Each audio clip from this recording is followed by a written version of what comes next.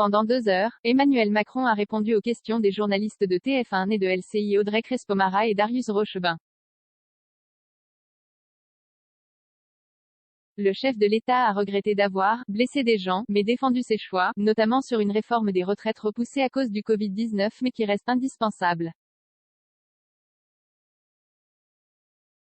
Emmanuel Macron prendre sa décision sur son éventuelle candidature, après le cap de la 5e vague. Il n'est peut-être pas officiellement en campagne, mais c'est tout comme. Sur TF1 et LCI, mercredi soir, Emmanuel Macron a beaucoup défendu un quinquennat profondément marqué par la pandémie du Covid-19. Sans le coronavirus, il assure que la réforme des retraites serait allée à son terme. S'il affirme qu'il prendra sa décision sur son éventuelle candidature, après le cap de la 5e vague, face à des contaminations au plus haut depuis le printemps, le chef de l'État s'est projeté vers l'avant. Selon lui, il est clair qu'il faudra travailler plus longtemps. Pandémie, de nouvelles restrictions pas écartées, la vaccination des enfants pas obligatoire, de nouvelles restrictions sont-elles possibles d'ici la fin de l'année? Il faut toujours être prudent en la matière, celui qui dicte le rythme et les règles, c'est le virus, répond le chef de l'État. Qui, pour le moment, met l'accent sur 3 piliers, vacciner, le pass sanitaire et les gestes barrières.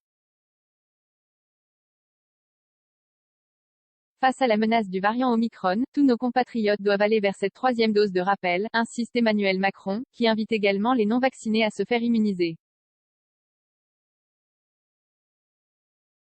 Il exclut en revanche de rendre obligatoire la vaccination pour les enfants de plus de 5 ans, laissant le choix aux parents. Bilan, Emmanuel Macron regrette d'avoir blessé des gens, il n'est pas allé jusqu'à faire son mea culpa. Mais face aux images de certains de ses propos, je traverse la rue, je vous trouve du travail, Gaulois réfractaires, les fainéants et les cyniques, Emmanuel Macron a regretté d'avoir blessé des gens. Ceux qui ont réussi et ceux qui ne sont rien. On ne peut pas dire ça, j'ai une formule qui est terrible.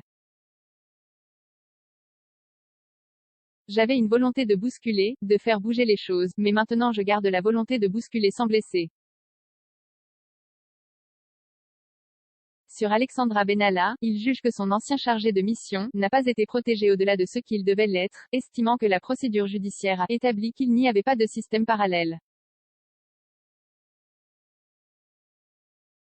Gilets jaunes, la foule devenait folle, personne, selon Emmanuel Macron, n'a vu venir la crise des gilets jaunes. S'il condamne les débordements, notamment l'Arc de Triomphe souillé, avec une foule qui devenait folle, le locataire de l'Élysée promet de ne pas tourner le dos à la France qui se sent invisible. Je suis pour la responsabilité, le mérite, mais également l'entraide et la solidarité lorsque les coups durs sont là.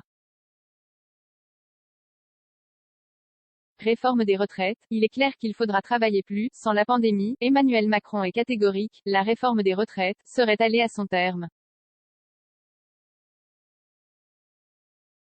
Si elle ne sera pas remise sur le tapis d'ici la fin de son mandat, elle reste, selon lui, indispensable.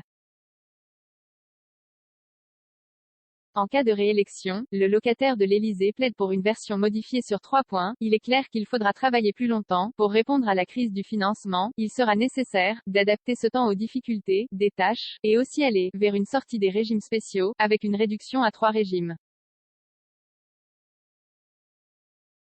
Immigration, je ne crois pas au grand remplacement, je ne crois pas au grand replacement, il n'est pas là, répond le président, interrogé sur la théorie popularisée par l'extrême droite, notamment Éric Zemmour, sur un soi-disant remplacement de la majorité judéo-chrétienne par une immigration islamique.